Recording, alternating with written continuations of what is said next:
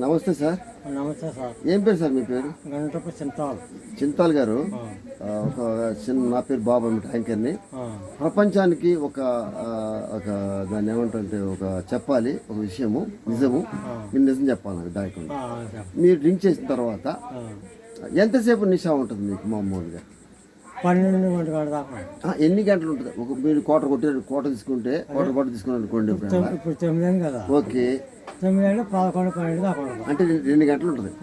2 గంటలు ముందు ఎలా డల్గా ఉంటారు? డల్ ఎలా ఉంటుంది చెప్పు? ఇలా నీరసంగా ఉంటారు, ఇలా ఉంటారు.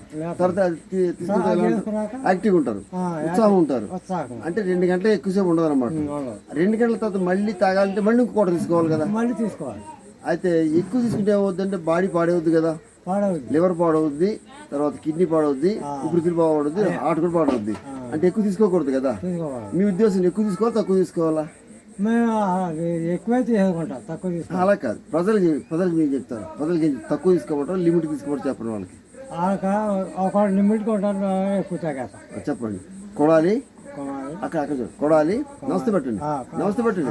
కొడాలి రాణి గారు, మీరు చేసే ప్రార్థనలో ప్రతి ఒక్కరు కూడా ప్రపంచంలో లిమిట్ గా తీసుకుంటే, మీరు చెప్పండి, మీ లిమిట్ గా తీసుకుంటే మీ కిడ్నీలు, మీ లివరు, చెప్పండి, మీ కిడ్నీలు, మీ లివరు, హార్ట్ బాగుంటాయి. దయచేసి తక్కువ తీసుకోండి అంతే. నమస్తే పెట్టండి. అమ్మ నమస్తే పెట్టండి.